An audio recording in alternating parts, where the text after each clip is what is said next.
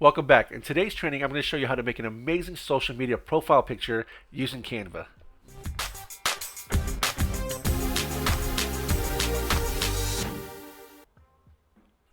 Now, usually what I do is jump right into it, but right now I'm going to show you something. So we're inside the creator or the Canva's creative design dashboard, and what I want to do is go to YouTube first because I want to show you why this is such a big thing to understand before you start designing. Is to take a look at other people's profile pictures and look what they're doing. So if you're a personal brand, always have your own personal picture, and I say that because it makes a big difference. But I want to show you, we'll just take a look at some of these profile pictures, like this one here, Her Life with Christ, has a nice little profile picture here. Think Media.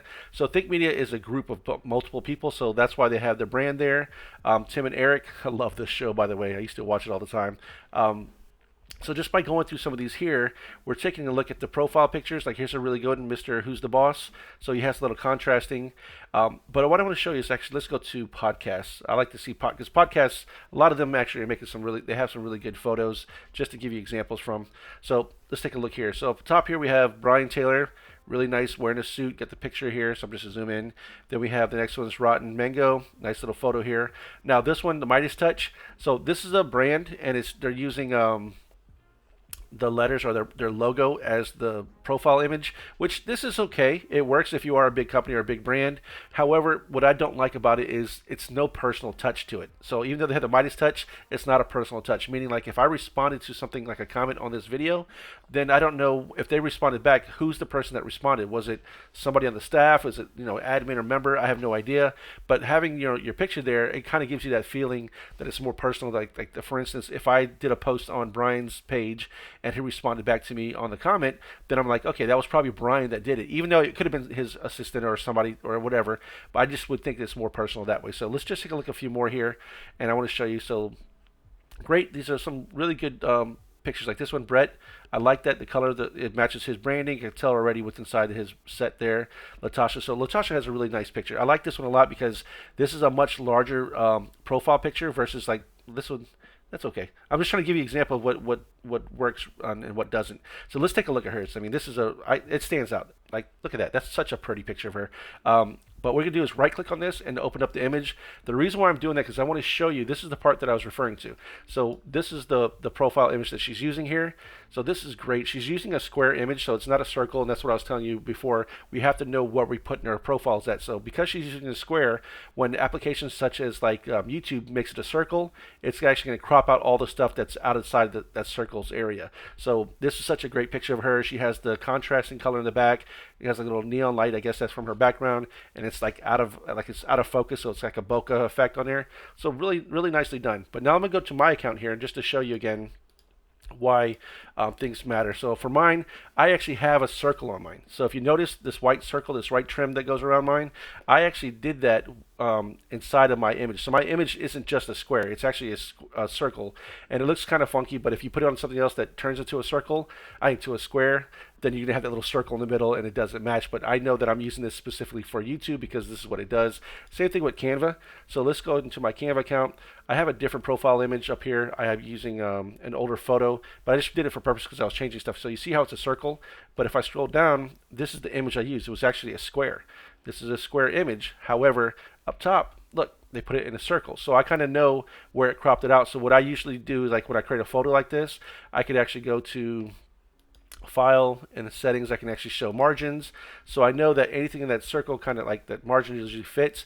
However, like if you notice the top of my man bun at the time that I have up here, that still shows. So what I do, this is a little trick I'll teach you here. I click on this, I'll type in circle, and then I'll just grab a circle like this, and then I would make this as large as I can, as long as it hits the corners, and that's what I know will fit inside of the profile image. So I know anything inside this area is going to fit, and that's what you see up top here. So anything inside that circle fits here, and that's how I would create them. So now that you understand that, let's go ahead and start a brand new one from scratch. And again, like I said, I've shown you all this first so you have a better understanding of how this works. And then let's go to File, Home. I can go ahead and delete these things here.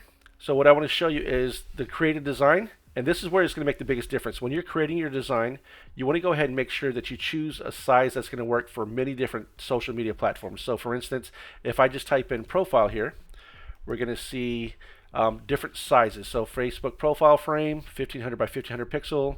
We have the Facebook profile picture, 2048 by 2048. Okay, so this is this is why it makes a big difference. So let's say, for instance, if you wanted to use, if you started off with the Instagram profile picture, well, the size on this one is only 320 by 320, which is a really small size.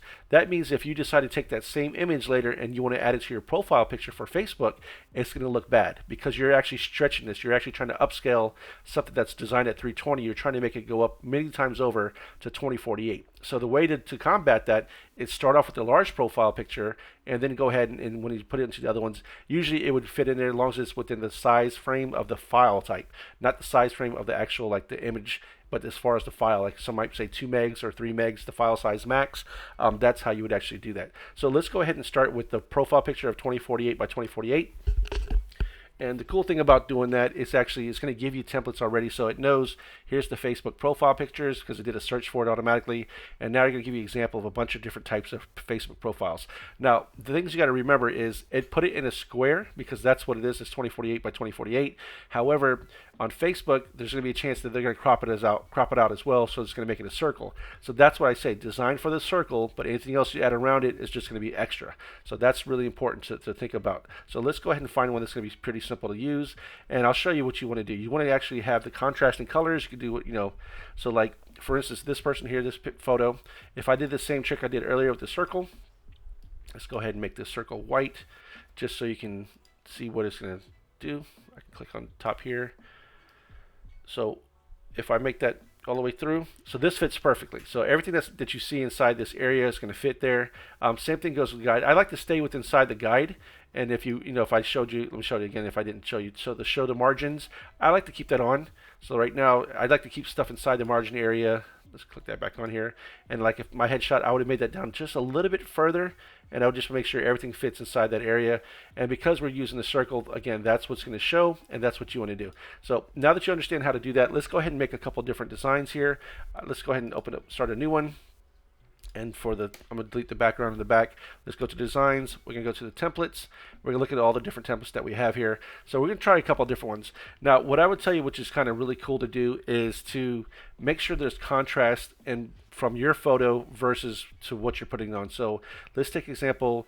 I have my brand kit, my James DeLong. I have another full of photos. Let's just go in here. We'll grab one of these. Let's go grab that one. All right, so what I'm going to do at this point here is I'm going to go ahead and edit the video, or edit this image, background removal. So now the background is gone. So at this point, what I could do is go ahead and stretch this to whatever I need. I want to make sure that it fits inside, again, like I said, inside that little circle, or that little area. And then I would go back to the element, add the circle, just to give an example of how this is going to fit in here. And then I'll show you about adding the backgrounds and stuff. That's what's going to make the big difference. So I know this is going to show. So this isn't a good photo because you see on the bottom how the white's there. So I'd have to make my photo larger than that. So let me go and click on my photo. And I have to make sure that it fits larger than that area. So let me go click on position, layers, grab this layer. So now I would like to make it fit like in this right here. So remember I told you with the guidelines. So whatever you see inside the circle is what's going to show. That's a white background. You can actually change it to whatever color you want if you want to make it black, or let's just choose a blue color. So that's what it's going to look. So you have the contrast. But this is where you can actually get fun. You can actually add some cool background drops or background images. So let's do photo. Let's go ahead and here put the background. Replace background. So you see here, this is what it looks like. Now what I'm going to do, because I already know that's inside this little margin, I'm going to go ahead and remove the margin from here. So that way this is what it would look like. So you want to create something that has whatever image you're looking for in the background. Again, you can, once you're finished with this, you can remove that circle, the circle if you don't want it, and this way you can actually create your design or however you want. Always go for a contrasting color. That's what I would tell you to do. Put this in the background. Oh, okay. That's the image. So let me go back a couple times. Actually, I replaced my image with that one. So I don't want to do that. I want to go ahead and click here, move this. Then I want to add this to the background and then put this here. All right, so that's going to give you, so I shouldn't have moved it because now I don't know where the circle's at. So let's go put the circle back in and then make this all the way to the top. There we go. So again, I know it's in there. So that's kind of cool. There's a contrast. You have the different colors, just like I was showing you earlier with the one image that Ryan Pineda had. So if you go here, I can just choose, colors. I can do, let's do something with yellow in it. So let's do backgrounds. I can just choose yellow. It's going to show me stuff that has yellow in here. So we can do something like this one, but let me move this to the side, move my picture to the side so that way it doesn't override the picture. And now if I just add this in the background, so now you can see what it looks like. I know I'm making it a little more difficult because there's easier ways, but I'm just showing you to give you an example. So let's put this back in the middle. And then actually I can click on both of these and just position into the middle center. All right, so there we go. So that's kind of different too. I wouldn't use it. I mean, definitely it's doable because it's going to pop out for sure. But it just depends on what you want to do as far as the style goes. I always try to go for less. Keep something like more contrasty. You don't want to make it too busy where it's just cutting off your head or something, or just something in the background that it looks like maybe you have a tree or something growing out of your head. You don't want to do that. So that's important to think about as well. So let's take, for example, if I did this one here. So then I put the picture, and I don't need this anymore. I know to just leave it around this here. So you see how that's kind of, it's okay, but now it looks like the hair and this side here doesn't match. So just make sure you have a contrasting. I prefer to do, something like a solid color. Like let's go ahead and do, let's do blue.